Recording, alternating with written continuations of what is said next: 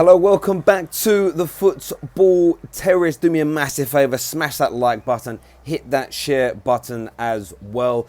Just finished a day and a round of meetings, and of course it was broken earlier on today via the Manchester Evening News and Talk Sport that Man United had agreed, or reportedly had agreed, personal terms with Swansea City winger Daniel James. That has of course been confirmed since now, and the deal itself is done. The clubs have agreed a price, the player and the representatives, and of course Manchester United have agreed on the complete terms, the length of contract, salary, bonuses, squad number, etc.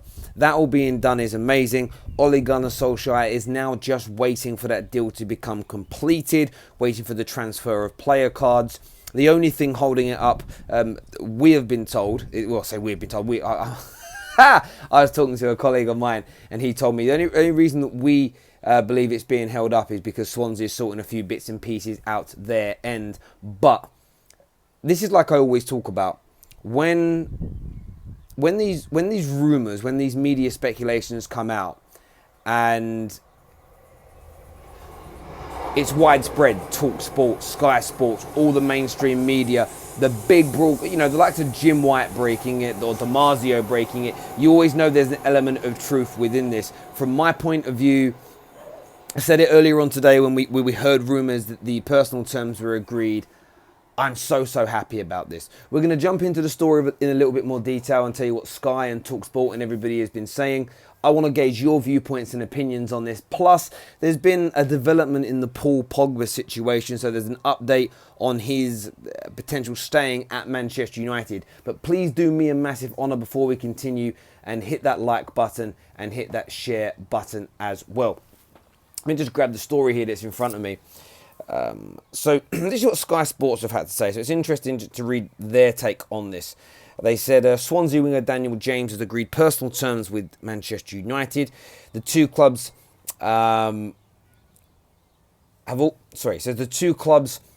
yet to agree a deal, contrary to reports, but talks are continuing and James is set to become United's first signing of the summer. That is a little bit backwards though, actually, because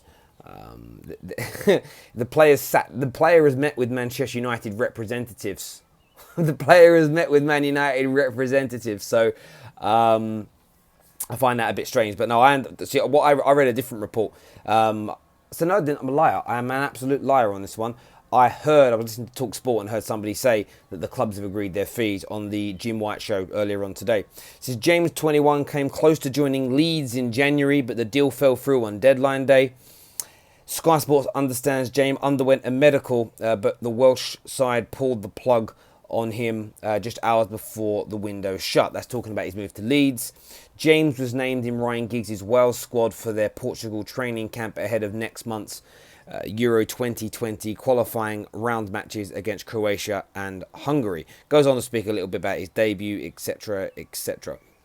So that's what Sky Sports have had to say. It's an interesting article actually in the Express, and they talk about Daniel James, they talk about the deal being agreed, fees being agreed, but also who Man United are going to turn their attention to next. That's actually a signing that I think would whet the appetite of Manchester United fans hugely. Daniel James does appear to be... There seems to be a bit of a subdued reaction. A lot of Man United fans excited to see what he can do. There are also a percentage that are very, very underwhelmed by this signing. So, from my perspective, I'm excited. I'm excited about Daniel James. I'm not going to prejudge. I'm not going to put it down. I'm also not going to play it up to sort of Robertson or Dele Alli proportions. We won't know until the proof's in the pudding and we see him in a Manchester United shirt. Let's do some of your live comments on this, and then we'll talk about the next player Man United are going to be focusing on, and then the Paul Pogba situation. So what a few people here are saying. Terry, what's your opinion? I'll talk on that in a minute. Terry, did you see his ball control? Oh my God, it's class. Give the lad a chance. I think he has a bright future, is what Pokeball ZZZ thinks. The fee has been agreed. Go on Woodward's Facebook page. Some Andreas Baller. I like that. That's funny. Terry, would you say he's excited with these signings? Who? Ollie? If you're saying Ollie, is he excited? It all depends. It all depends if these are players that he wants. And the one thing that's really frustrated me of late, too many people have been like apologising to Jose Mourinho as if he was completely wronged from top to bottom by the club. They did make mistakes. I think they treated him wrong at points. But his attitude and professional behaviour was also woeful. So I don't feel he deserves an apology. Equally, there are others that dislike Jose that are playing down the fact that so many of the players signed during his stay at the club as manager were not players he wanted. And people, he signed all these players and he failed. How can he moan? He didn't. He didn't. It's for me, I've heard many podcasts, I've read many articles about the big signings, by the way, the Pogbas, the Sanchez, Lukaku's, were never his individuals. So back to your question, back to your point to bring this round. Is Ollie buzzing? Is Ollie excited? Only if they're Ollie signings. Only if these are the people that Ollie wants to bring to the club. And I think it's so important that managers of football clubs get given the opportunity to sign the players between that their coaching staff and scouting system want. Football professionals, or you can be a non-footballing person making these decisions, but when you're at Man United, you have to have a track record of getting them right. You need an 80-90% success rate on your signings. Simple as that. Let's do some more of these comments here. How the mighty have fallen is what 1,000 subscribers with one video says. Listen, man. Man United fans will take the banter on this on the chin because we haven't seen him play yet. If it goes well for United and he turns out to be an excellent buy, 15 million is going to seem a snip, and other top clubs will wish they signed him. Just like we've seen with Liverpool with Robertson and Spurs with Dele Alli as two sort of named examples. But to slag the player off now before he's kicked a ball, I think just it does demonstrate ignorance, which is why I say it's dead banter, and why I say to Man United fans, show a bit of class, show a bit of strength, show a bit of alpha steel, and not let these things bother you. You know, letting these things upset you and damage your psyche is weak. Don't do it. Don't do it. Let's do a few more of these comments here. Mourinho never took the blame. He always scapegoated Martial, scapegoated Pogba. It's never his fault. He was too stubborn and arrogant. I don't overly disagree with the things you said there. Midfield, this is from Tim, who says midfield reinforcements are needed. Bruno Fernandes and Yuri Tielemans. Yeah, look, Yuri Tielemans would be brilliant. Bruno Fernandes, only if City pull out. And even then, does he really want to be at Manchester United? That's the question we have to ask ourselves. Simple as that. Right, we're going to jump into the rest of this, the story I was reading in the Express today. It's an interesting one. They say that Man United are set to announce Swansea star James as their first signing after agreeing a £15 million fee with the Championship side and personal terms being agreed on the 21st of May. As I say, there's numerous reports kind of all contradicting each other, but they're all along the same lines. James looks set to be the first signing a new fresh face under the Ollie era. We also believe that Ollie is now eager to move on to his second summer transfer target and secure the services of Aaron Wan-Bissaka. Crystal Palace are eager to keep hold of their star wrestler, who earlier this month claimed he was staying put. Of course he's going to do that. It's great PR. Imagine saying I want to leave and then having to stay. How do you face your fans? So it's an interesting one here. This has come from the Express. I'll tell you who the author of this was. It's Jack Otway. He believes, and they believe through sources, that Wan-Bissaka will be the next player that Man United go out of their way to try and sign after securing the signature of Daniel James. And it's why it's important to get this done now. And I'll tell you why. Although, of course, Spurs and Liverpool and Arsenal and whoever else may be interested in Wan-Bissaka, although they can still talk to him now and they can still try and get a deal done, they're all pretty much focused elsewhere for almost the next 2 weeks. Man United need to use this time between the end of the Premier League season and the Europa and Champions League finals to thrash out their deals, to get a player or two signed, maybe beat an opponent, beat a rival to a signature. You think about Spurs wanting Wan-Bissaka.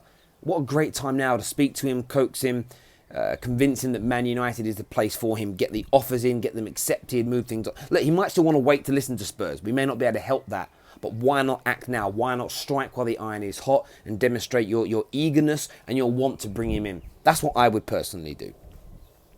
Aside from this, if we can get a couple of signatures in before the football season actually ends, I think it will temper the mood of Man United fans, especially someone like Aaron Wan-Bissaka, one of the most coveted and exciting young English Premier League fullbacks that we have seen.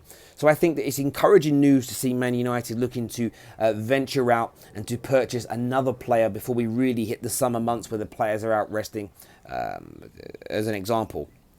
Now, other news that I was reading about today says loads of Man United updates, an interesting one surrounding Paul Pogba, and I really want your viewpoints and opinions on this. Supposedly, we spoke a couple of days ago about him not being happy with the way the club was being run, being told by Zinedine Zidane to hand in a transfer request. Some reports suggesting he has done that. Putting all that aside for a moment, Ole Gunnar Solskjaer, in his attempt to keep Paul Pogba at the club, Ole Gunnar Solskjaer wants him to stay, has offered Pogba the opportunity to wear the captain's armband, to say, look, this is how much I want to build the team around you. I will make you my captain. I think you are a leader. Please stay at Manchester United. And I think it's a wonderful gesture from Ole. It's demonstrating to the player how important he is to the football club. My only thought in the back of my mind, is there too much to do with too little time left to get it completed in? Is there truly enough time for Man United to recapture the heart of Paul Pogba? Can just the captaincy convince Paul Pogba and other star players that Woodward & Co are running this club properly, that Woodward & Co are running this club in the way they want? I would say we at the Football Terrace, we were all talking about this the other day, and everybody seems to be, for the first time in forever, we were sitting there, and it's like, yeah, Paul Pogba's done. And not in a negative way. Most people quite similarly, some thinking it was Ollie, but most thinking it's the way the club's been run, he's burning his career, it's probably the best time for him to move on. I don't know if the captaincy is enough to keep him. I personally hope that it is. Of course I want Paul Pogba to be a success, and not only because he's one of the best midfielders in the world, not only because he'd be almost impossible to replace, but he is an academy graduate as well. He is part of Man United's history and heritage, and getting all those things to click. And for me, it's why I won't turn my back on him. I don't turn my back on any Manchester United player. I never hate on any Manchester United player in any way, shape or form. But the history he has with the club, I just feel, come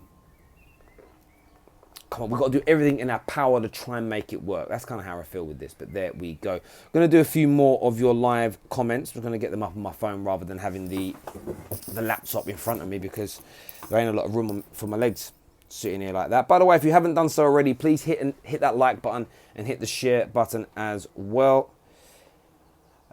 You like Tevez. Well, he's not a Man United player. And when he left, okay, I gave him abuse at grounds and stuff when I see him. But I understood why Tevez left. We had him at the club for 2 years. We weren't prepared to pay the transfer fee for him at the end of it, so he went to a rival. It's our fault. I mean, £25 million. £25 million. So we lost him at the same time as losing Ronaldo, and the same time as Hargreaves getting his... It's just an absolute madness of a decision from Manchester United, and that's who I blame. Truly, that's who I blame. Nobody else but Manchester United. Sorry about that. A bumblebee just came out of nowhere and landed in front of me. And I was like, I was checking there was no more. I've got a bit of a phobia of them little creatures. Let's see a few more of these comments. This is from Specs, who says Pogba would be much better if he actually had quality around him.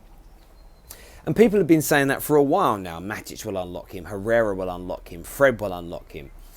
The issue is that most Man United fans, whether you love or hate Paul Pogba, would probably concur that none of those individuals have been excessively brilliant for prolonged periods of time. So there's an element of truth in using that as a way to defend Paul Pogba. I think that you need to be balanced in that, and sometimes say, I don't think Fred's poor form or Matic's inability to turn quickly is a big enough excuse for some of the poor performances that have gone in from Paul Pogba. But I think it's not about them individuals so much improving Paul Pogba. I think it's more to do with, if Pogba's having an off day, which he is allowed to, somebody else is stepping up to the plate. Somebody else is making themselves be counted. When you look at Liverpool, when you look at Spurs, when you look at Man City, if their star name isn't doing it, somebody else steps in. Look at Lucas Moura in the absence of Harry Kane as an example. Mane, Firmino, Salah, they all do bits. And I know they're attacking players I'm talking about there, but if you look at the midfielders, look how long Fernandinho's been missing from the City team. Somebody else stepped up. So, and it's important that United develop the strength in depth and the quality in depth to be able to manage with that. Let's do a few more of your comments here. United fans just need to get behind Pogba. Imagine it from his perspective. He probably resents some of the fans for the abuse some give him. I understand that. Terry, are you going on a date with Safe? No. He'd love that though. He would, there we go. Terry, do you have the latest on Bruno Fernandes and Koulibaly? Now, nothing new on those situations has come out at all over the course of the past week. I think a week or so for Koulibaly and 2 weeks or so for Bruno Fernandes. As soon as something materialises and has some sort of substance to it, we will talk about it, no doubt whatsoever. No doubt whatsoever. That's what someone says here. What about Longstaff? No, heard nothing additional about that. There we go. Somebody says, what are the stains on the wall behind you? Yeah, that's not on mine though. That's on the people that are behind. I can't clean their window. That's like it's a bit of glass, but it's not on my side. I can't clean someone else's windows, you know what I mean? Can you imagine? I got a knock on your door. Excuse me. Yeah. Can I clean your windows? Because they're filthy. Please. Can you imagine asking someone that? Jesus Christ. There we go. But listen, I appreciate you all. Oh, by the way, there's been a couple of super chats here. This one here says, I wouldn't make fun of Daniel James signing. As a Liverpool fan, I'm proud of what Robinson did. Let's wait and watch.